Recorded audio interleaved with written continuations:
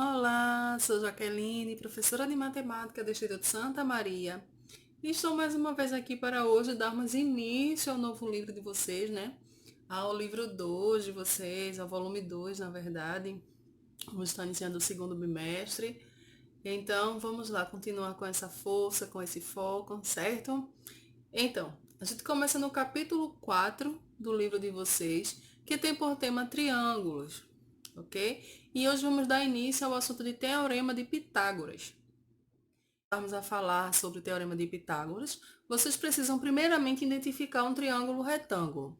Primeiramente, ele é chamado desse nome porque ele obtém um ângulo reto, né? E próximo a esse ângulo reto vamos ter dois lados, que nós chamamos de catetos, e é o lado oposto a esse lado, ou seja, o maior lado entre esses três lados do triângulo, ele vai ter o maior lado. Visualmente, você olhar, você já vai observar que o maior lado a gente chama de hipotenusa, ok? Como vocês podem ver na figura a seguir. Então, a hipotenusa ela vai ter o maior lado. E os dois outros lados, vamos ter um lado menor e um mediano.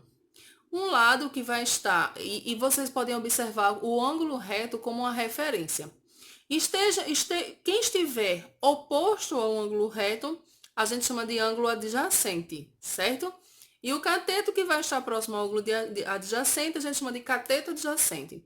O ângulo que vai estar, o lado que vai estar por trás do ângulo reto, a gente chama de cateto oposto, ok? Então, vamos ter esses três lados: cateto oposto, cateto adjacente e a hipotenusa.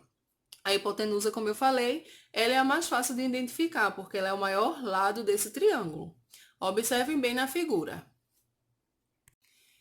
Então, o triângulo retângulo, você pode calcular qualquer lado dele, desde que você tenha os dois valores de dois lados, pelo menos.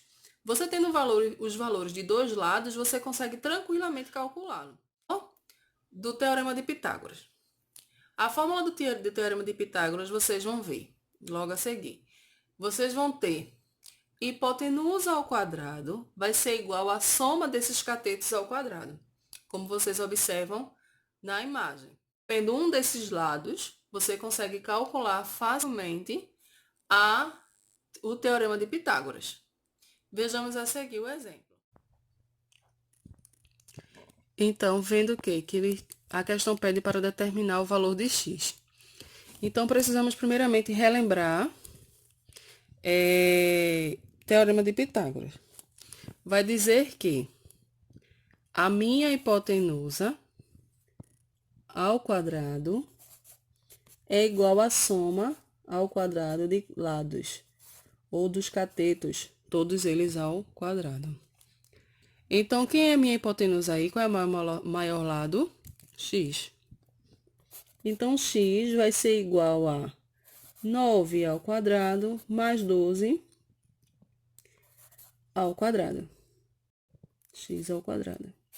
X ao quadrado vai ser igual. 9 ao quadrado é quanto? 81. Mais 144, que é o valor do meu 12 ao quadrado. Certo?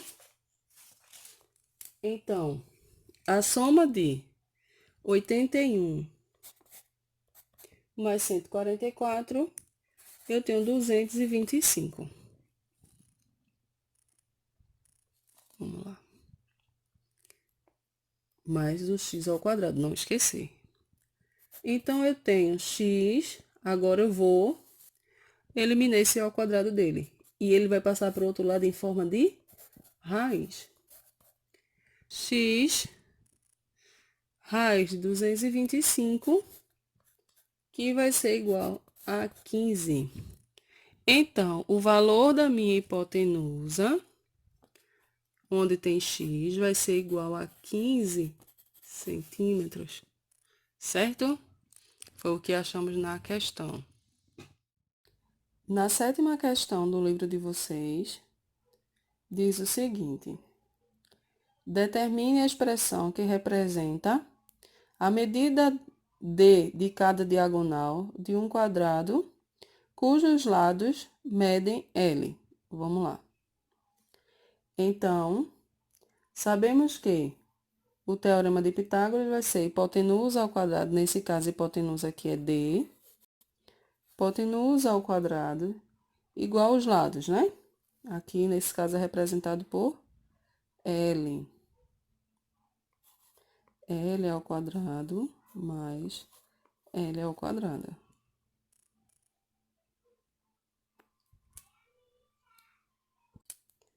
Então, sabemos que D ao quadrado igual a L ao quadrado, aos L's ao quadrado, que são os lados. Então, temos D ao quadrado igual a 2L's ao quadrado. Esses 2L's é a soma desses dois aqui, ok? Então, D... Agora, eu vou tentar eliminar essa raiz. D vai ser igual... Vou tirar um L daqui de dentro. Como a gente viu nas propriedades das raízes, logo no começo do bimestre. E eu vou ter L igual a 2. Igual a 2. Então, eu vou ter L raiz de 2. Esse seria o resultado. Na letra B,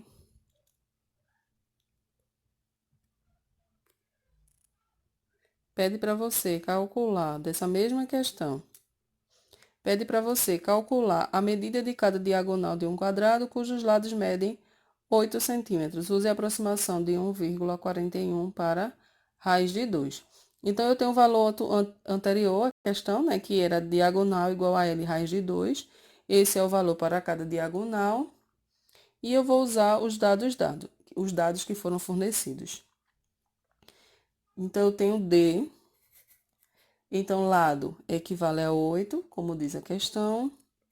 Raiz de 2.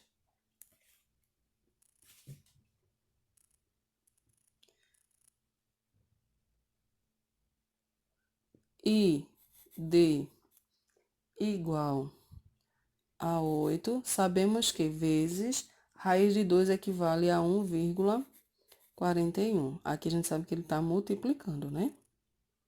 Vou botar aqui um pontinho para saber que é multiplicando. Então, eu tenho que minha diagonal é 8, é igual a 8 vezes 1,41. Deixa eu só escurecer aqui para vocês verem bem. Então, D igual a 8 vezes 141 é igual a 11,28 centímetros. Essa é a questão B do exercício.